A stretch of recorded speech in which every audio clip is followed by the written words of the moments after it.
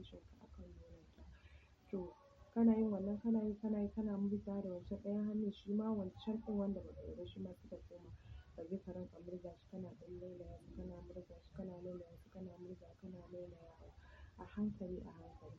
Sannan sai ka samu tsakiyar nononta sai ka sa harshenka ka ja har ƙasa har ƙarƙashin cibiyarta sai ka ɗan zura ɗan harshenka a cikin cibiyarta sai ka kuma dawowa ka ɗan yi haka ka ɗan yi dai sai ka ɗan dinga karkaɗa harshenka a cikin cibiyarta. To idan kana yin haka lokacin za ta ɗan fara ɗan laushi kaɗan kaɗan haka jikinta ya ɗan fara mutuwa za ka ga tana miƙa.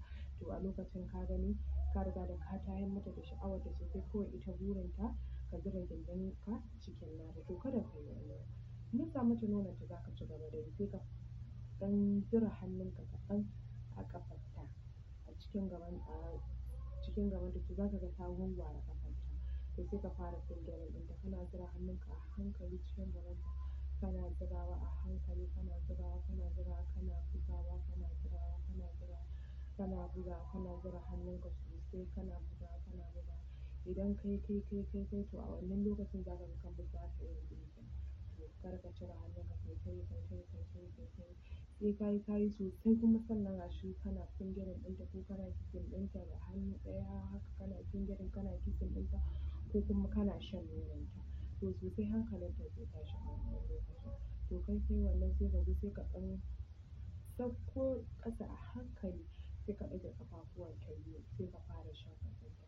Kuma wai shan gaban nata ba wai sha za ka yi wai sosai ba kawai ɗan lasa za ka dinga yi da harshenka haka. Kana yin ɗan lasa haka ka ɗan bari ka ɗan lasa haka kana yi. To a wannan lokacin za ta yi releasing. Tana yin releasing shi kenan dama abin da take buƙata kenan hankalinta ya riga da ya kwanta.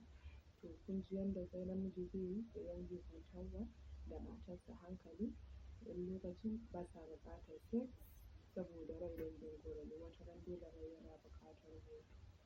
Bisalam.